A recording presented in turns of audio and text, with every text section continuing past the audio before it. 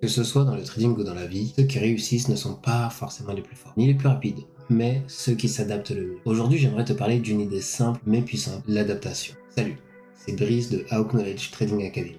Laisse-moi te parler d'un biais psychologique qui s'appelle l'illusion de la préparation parfaite. On a tous été là, on se prépare, on apprend des stratégies, on pense qu'on a tout compris et là, on va se dire « Ok, maintenant j'ai la bonne stratégie, je suis prêt. » Mais ce qui va souvent te frapper, et je suis sûr que tu vas te reconnaître dedans, c'est que même la meilleure stratégie n'est jamais suffisante à elle seule. Pourquoi? Parce que le marché, tout comme la vie, est imprévisible. Il change, il évolue. Quand on se lance dans quelque chose de nouveau, on aime croire que l'on peut tout contrôler. On prépare tout dans les moindres détails, mais dès que les choses se compliquent, on est pris de... Généralement, dans le trading, le marché il va te surprendre avec des grands mouvements inattendus ou tout simplement en allant dans le sens opposé de ta direction. Et c'est là que ta rigidité va devenir ton pire ennemi. Oui, ça peut être un entêtement, du revenge trading. Je suis sûr que le marché il va aller dans cette direction. Et ceux qui réussissent dans ce milieu, finalement, c'est ceux qui apprennent à s'adapter. Ils vont constamment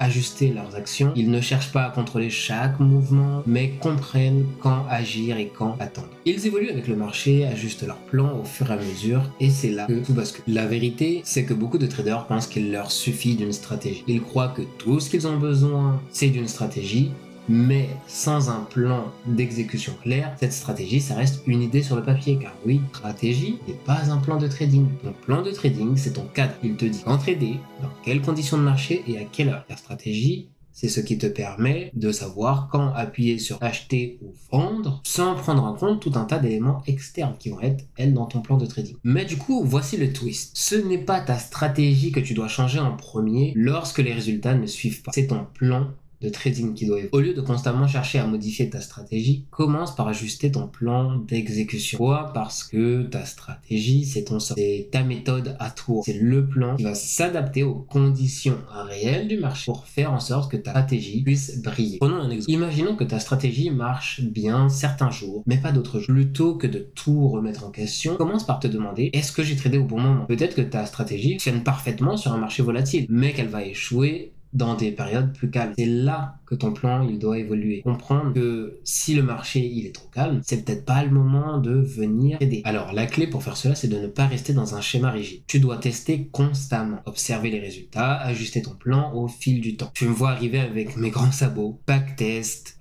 journaling, hands-off, toutes ces choses qu'on a déjà abordées. C'est là où ça rentre en ligne de mire. C'est là justement où ça compte. Tester dans différents contextes de marché ta stratégie.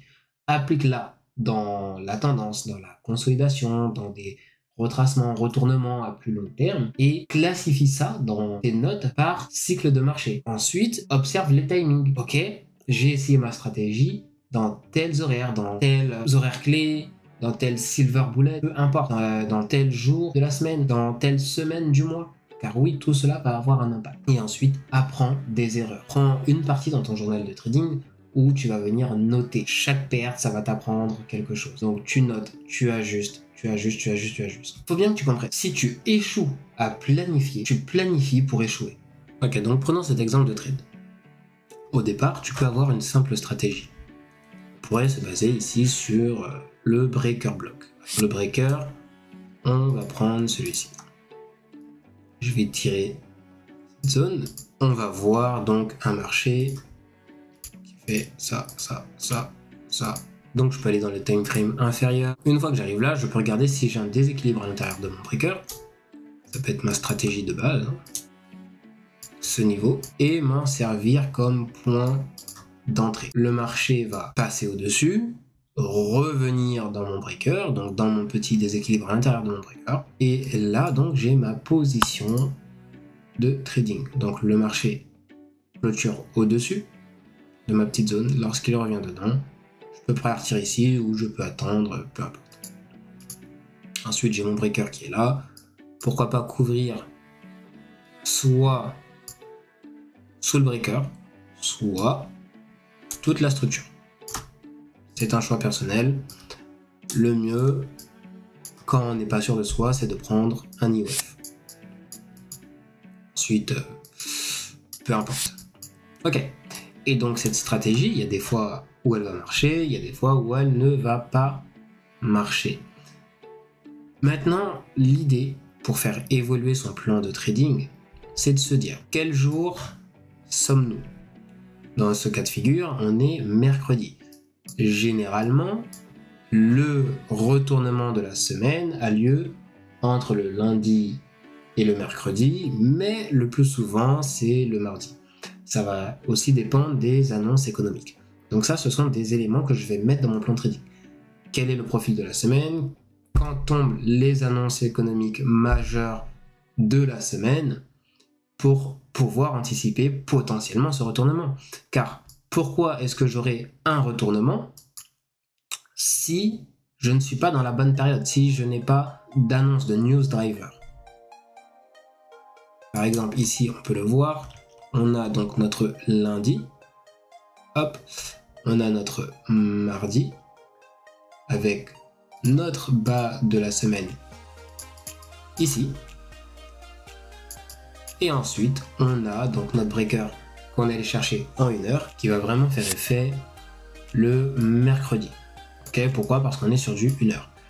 J'ai cette entrée anticipée de mon breaker, ou alors j'ai le breaker traditionnel où on va attendre que le prix revienne taper, donc cette fois-ci dans notre grande zone 1 heure. Ok, donc dans les deux cas, vous voyez qu'on aurait pu tout simplement juste couvrir la structure de notre breaker, hein. Mais ça ne sert à rien d'essayer d'être trop précis, vous allez juste vous prendre des stop loss inutiles. Et ensuite, pourquoi pas aller viser donc cet ancien haut, par exemple. Donc là, on a un début de plan. Maintenant, qu'est-ce qu'il faut se poser comme question? Ok, dans quel cycle de marché est-ce que je suis? Est-ce que je suis dans une consolidation? Est-ce que je suis dans une tendance? Alors oui, d'un point de vue de la semaine, ici, donc d'un point de vue intra-week, ok, j'ai passé le retournement, et donc je commence à être dans ma phase de distribution. Mais si je regarde le marché en daily, donc en daily, qu'est-ce qu'on a?